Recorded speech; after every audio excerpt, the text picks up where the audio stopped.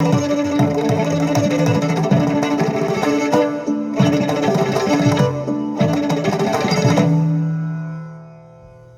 বন্ধুরা, অনেক দুঃখ ভারাক্রান্ত মন নিয়ে বলছি, অশ্রু দিয়ে লিখছি আমার মনের কথা। আজ বাংলাদেশি এক মায়ের করুণ কাহিনী, যা ইতিহাস হয়ে কথা বলবে 50-100 বৎসর। প্রবাসী কবি রুমির অনেক কিছু বলার ছিল, কিন্তু ভিডিও অনেক লম্বা হয়ে যাবে, তাই সংক্ষেপে কিছু বলার চেষ্টা করছি। আমি বর্তমান যুগের ছেলে মেয়েদের নিয়ে অনেক গবেষণা করে দেখেছি। আমি হতাশ হয়েছি। মিলেনি আমার অঙ্ক, শেষ ফল পেয়েছি বিরাট শূন্য।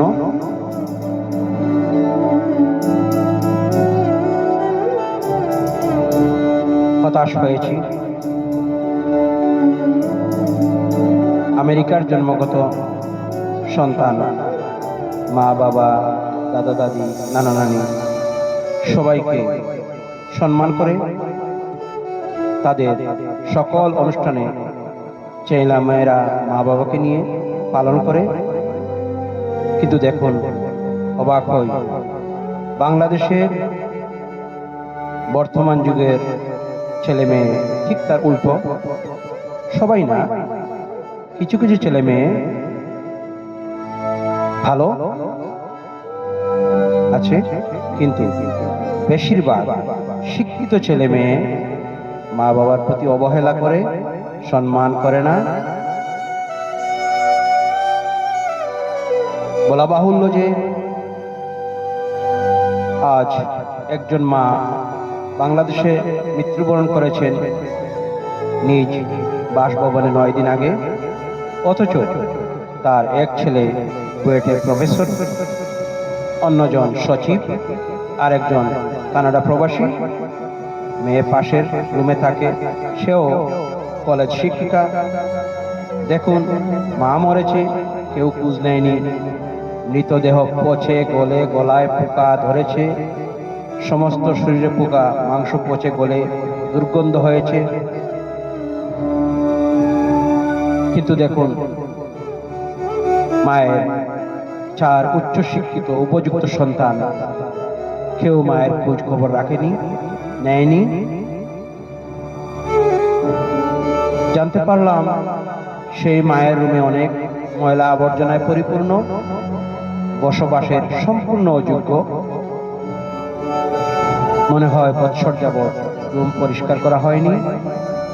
কিন্তু দেখুন, বাড়ির বাহির দিকটা চকচকে সুন্দর বিশাল অট্টালিকা, আর ভেতরে দুর্গন্ধে পরিপূর্ণ। বর্তমান যুগের উচ্চশিক্ষিত ছেলে মেয়ে মাকে বাবাকে অবহেলা করে, অসম্মান করে।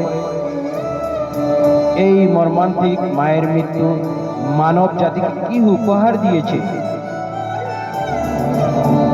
এই সমস্ত মানুষ, ছেলে মেয়ে কুলাঙ্গারদের আমি প্রবাসী কবি নির্দ্বিধায় ধিক্কার জানাই, ঘৃণা করি।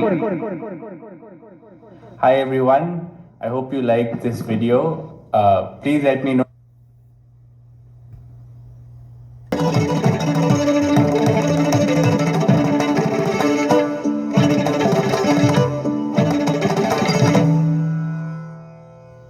বন্ধুরা, আমাদের প্রিয় নবী হযরত মুহাম্মদ সাল্লাল্লাহু আলাইহি ওয়াসাল্লাম বলেছেন, মা বাবা সন্তানের জন্য জান্নাতের দরজা।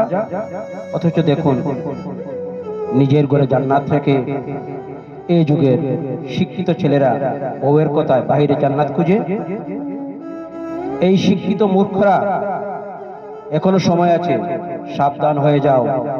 মা বাবার সেবা করো, সম্মান করো। মা বাবার দোয়ায় দুনিয়া আখিরাত সবই পাবে, জান্নাতে সহজে যেতে পারবে।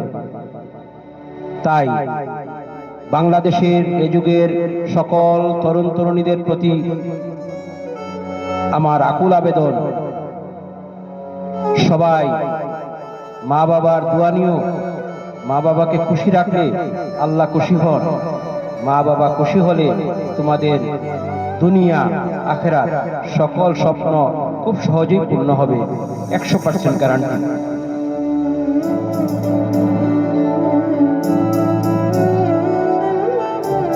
কবি গুরু রবীন্দ্রনাথ ঠাকুরের জুতা আবিষ্কার কবিতা পড়েছিলাম। তিনি বর্তমান যুগের শিক্ষিত পণ্ডিতদেরকে নিয়ে ব্যঙ্গ করে জুতা আবিষ্কার কবিতা রচনা করেছিলেন। দেখলাম কবির লেখা এ যুগের শিক্ষিত পণ্ডিতদের নিয়ে ব্যঙ্গ করা কবিতা মিলেছে 100%। আপনাদের সুযোগ থাকলে জুতা আবিষ্কার কবিতাটি পড়বেন। কবি রবীন্দ্রনাথের লেখা। বলা বাহুল্য যে এই দুঃখিনী মায়ের করুণ মৃত্যুই আমাদের সমাজের সংগতি অসঙ্গতি তুলে ধরেছে। মানব সভ্যতা আজ কোথায়, এটাই প্রবাসী কবি রুমির জাতির কাছে প্রশ্ন। আজ প্রবাসী কবি নীরব না থেকে কলম হাতে নিয়ে সমাজে সংগতি অসঙ্গতি তুলে ধরার চেষ্টা করছি। ভুল ত্রুটি আপনারা আমাকে ক্রমা সুন্দর দৃষ্টিতে দেখবেন, এই প্রত্যাশা করি সকলের কাছে। শ্রোতা বন্ধুরা, অনেক কথা হয়েছে, এখন কবি রুমির অনুপ্রাণিত একটি গান আপনাদের উপহার দিচ্ছি, মনকে কিছু প্রশান্তি দেওয়ার জন্য। শুনুন তাহলে গানটি।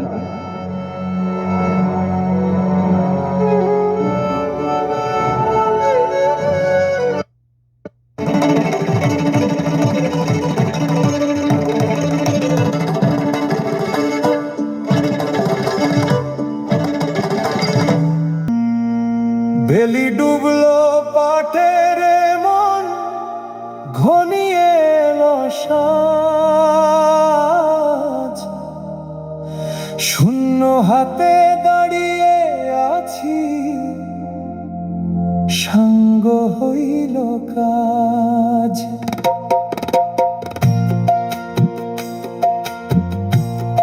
ওরে ও দয়াল সাই, যাবার বেলায় ডাকছে আমায়, ভাঙলো ভবের মেলা, একলা নদীর ঘাটে আমি শেষ বিকেলের বেলা। এই যে দেহ রঙিন খাঁচা ভাঙবে রে আজ তার, দম ফুরালে এই বাড়িতে অধিকার নাই আর। রক্ত মাংসের কেল্লায় আমার পচন ধরবে তাই, আপন মানুষ ছবে না যে দূর দূরেতে রয়। 3.5 হাত মাটির বিছান, এই তো আসল ঘর। জ্যান্ত দেহ মরলে পরে সবাই হবে পর। নাম ধরে কেউ ডাকবে না রে লাশ বলিয়া কবে, তাড়াতাড়ি বিদায় দিতে ব্যস্ত সবাই হবে।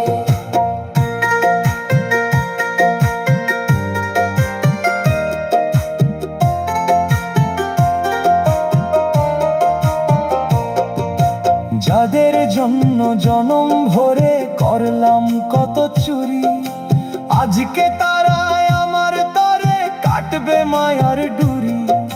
বাঁশের দোলা রেডি হবে, মাটির ঘরের বাস, ফুরাবে মোর জীবনের এই দীর্ঘ এক নিঃশ্বাস। ওরে ও মন পাগল মাঝি, তরি ভিড়াও কুলে, গুরুর কথা মনে পড়লো দিনের শেষে ভুলে।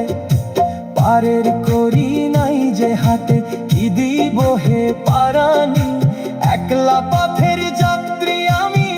চোখে ঝরছে পানি, ক্ষমা করো হে দয়াল সাই, আমি গুনাহগার। তুমি ছাড়া এই আধারে কেউ নাই যে আমার, কেউ নাই যে আমার। বেলি ডুবল পাতের মন ঘনিয়ে এলো সাজ, শূন্য হাতে দাঁড়িয়ে আছি, সঙ্গ হইল কাজ। সাদা কাফন জড়িয়ে অঙ্গে ফিরবা কোন ঘরে, মিছে মায়া কাটিয়ে আমি চললাম দেশান্তরে।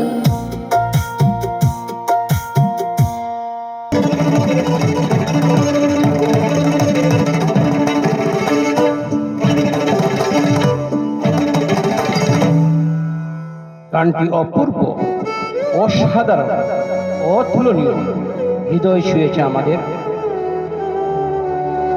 নিয়োগ থেকে প্রবাসী কবি রুমি, আবারও সবাইকে ধন্যবাদ।